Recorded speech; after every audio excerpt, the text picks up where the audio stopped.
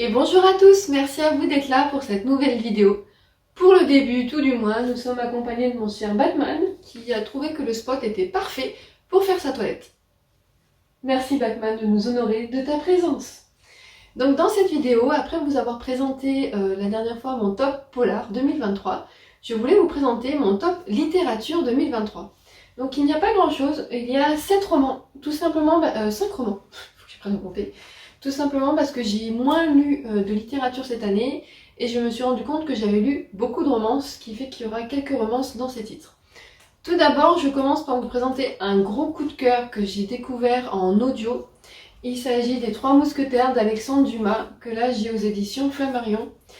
J'ai adoré ce livre, ça a été une grande découverte, Alexandre Dumas. Je ne connaissais pas, j'avais jamais eu la chance de lire ses romans. Et en fait, avec la sortie au cinéma des Trois Mousquetaires, l'adaptation cinématographique, je me suis dit ça serait quand même bien que tu découvres un peu cet écrit et que tu découvres par la même occasion Alexandre Dumas. Donc c'est chose faite avec ce roman, il fait en écoute 22h30 il me semble à peu près, mais je me suis régalée, en plus le narrateur est juste génial, il met l'intonation où il faut. Voilà, j'ai rien de plus à dire, à part lisez les Trois Mousquetaires si c'est pas le cas, parce que je me rappelle d'une copine de fac, Laetitia, qui me disait depuis longtemps c'est mon roman préféré, il faut absolument le lire, tu verras, il est génial.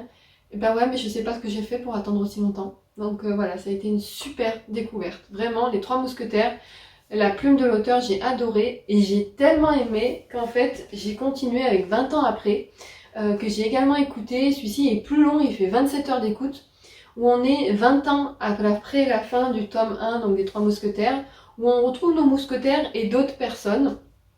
Et je l'ai beaucoup aimé, je l'avais moins aimé que le premier parce qu'à mon goût, on suivait un petit peu moins nos mousquetaires, mais voilà, j'ai quand même beaucoup aimé. J'ambitionne de lire la trilogie qui sert de tome 3 avec le Vicomte de Bragelonne, qui sont aussi disponibles en audio, mais chaque tome fait ça. En fait, doit faire 700-800 pages. Mais voilà, j'ai tellement aimé. C'est vraiment. Ça a été une grosse découverte d'Alexandre Dumas. Je pense que j'en lirai d'autres. En plus d'avoir. Quand j'aurai fini cette série-là, je voudrais lire Le Conte de Monte Cristo, qui a l'air vraiment génial. Voilà, je sais pas quoi vous dire. À part lisez-les. Pour un peu l'histoire, on va suivre donc D'Artagnan, Aramis, Porthos. Et j'ai bouffé le nom du quatrième, c'est pas possible. Honte à moi, comment s'appelle le quatrième? Athos, Porthos, Aramis et D'Artagnan. Voilà, c'est ça. En fait, j'avais mélangé les deux. Et on les suit du coup dans ce Paris moyenâgeux, on va dire, où ils doivent du coup travailler pour le roi et ils sont en opposition avec le cardinal de Richelieu. Voilà, c'était juste génialissime. Ensuite, je voulais vous présenter du coup, c'est un titre de romance. Il s'agit de L'As de cœur de Morgane Moncombe aux éditions Hugo Poche.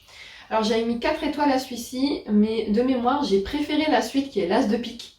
Donc je sais pas, mais l'As de pique j'avais mis moins d'étoiles. Donc je ne sais pas, je me suis peut-être mélangé les pinceaux.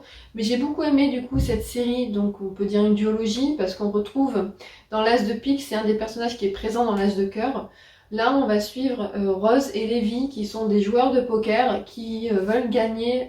Lévi veut gagner un tournoi pour devenir le meilleur joueur de poker et du coup écraser son ennemi ultime, qui s'avère être l'homme responsable de la mort de son père.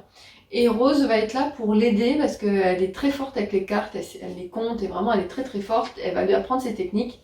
Et à eux deux, ils vont tout faire pour gagner le tournoi. Et ce qui est au début juste une entreprise va devenir une histoire d'amour. Donc j'avais beaucoup aimé.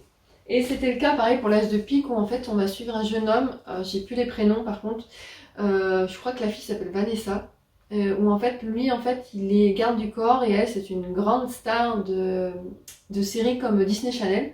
Et il va devoir la protéger de menaces qu'envoie un fan un peu trop présent. Et donc eux ils se connaissaient, ils avaient un passif parce qu'il est le meilleur ami de son frère, donc il la connaît depuis qu'elle est toute petite. Et elle a toujours eu un crush sur lui, donc elle va tout faire pour le séduire. Donc voilà, c'est une romance, vous en doutez bien qu'elle va y arriver. Et après, je voulais vous présenter Sur l'île de ton cœur de Sarah Morgan aux éditions HarperCollins. Là, on va suivre une jeune femme donc, qui s'appelle Brittany, qui est archéologue et qui s'est blessée sur un terrain de fouille.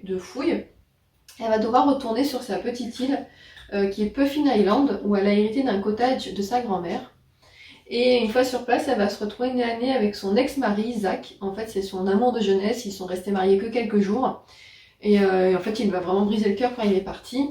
Et du coup, toute l'île est derrière elle, parce qu'ils savent comment elle a souffert. Comme c'est une petite communauté, tout se sait. Et du coup, en fait, elle va se retrouver face à lui, en étant adulte, en essayant de faire comme si c'était rien. Et de fil en aiguille, ils vont se rapprocher. J'ai bien aimé cette romance parce que j'aime beaucoup la plume de Sarah Morgan. Je trouve qu'elle est bien écrite, que ses personnages sont vraiment approfondis.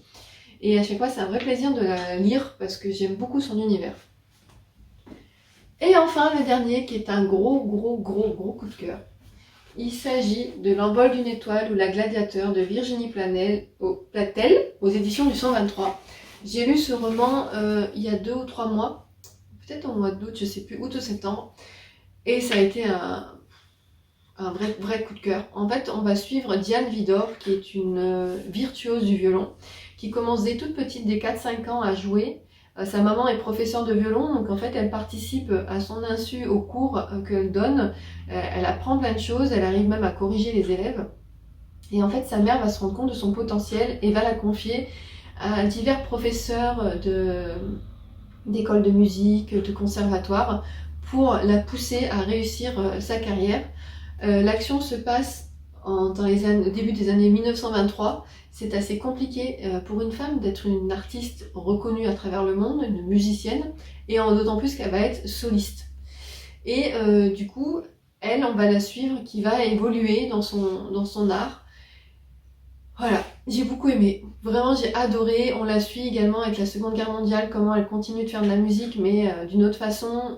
Comment son but premier, c'est de partager la musique avec les gens. La célébrité n'est pas son moteur principal. Son moteur principal, c'est de partager sa musique. Quand elle fait de la musique, comme elle est décrite par l'auteur, on a l'impression qu'il y a un nuage de musique qui se répand, une mélodie. Voilà, c'est vraiment un très beau texte. L'autrice, à travers Diane Vidor, nous parle de Ginette Neveu, voilà, j'ai un autre prénom en tête, qui est une grande virtuose du violon, qui a réellement existé. Donc elle nous retrace un peu sa biographie à travers Diane. Si vous ne connaissez pas Ginette Neveu, ne regardez pas Wikipédia avant d'avoir fini ce livre, parce que moi je ne connaissais pas le destin de Ginette Neveu. Et quand j'ai fermé les dernières pages du livre, j'étais en pleurs. Et après, donc l'autrice nous fait un récap sur la vie de l'artiste, et je suis allée voir un peu sur Wikipédia. Et voilà, ça m'a bouleversée. Donc vraiment, si vous ne connaissez rien à la vie de cette personne, ne lisez pas sa biographie, ni quoi que ce soit sur elle avant d'avoir lu ce livre, parce que la surprise à la fin, elle est vraiment saisissante. Donc voilà pour ce petit top littérature. J'avais aussi envie de vous parler de Un automne pour te pardonner de Morgane Moncomble, que j'ai également beaucoup aimé, et de The Kiss Question de Hélène Wang, je vous mettrai les couvertures à côté, qui a été aussi une très bonne lecture, mais c'est aussi de la romance et j'avais pas envie de vous faire un top que romance. Donc voilà, vous de votre côté, est-ce que vous avez lu certains des livres présentés? Qu'en avez-vous pensé? Et n'hésitez pas à me dire quel est votre top littérature de 2023. J'ai hâte de découvrir les titres qui vous ont emporté, qui vous ont vraiment plu. Sur ce, comme d'habitude, je vous dis à très bientôt pour une nouvelle vidéo.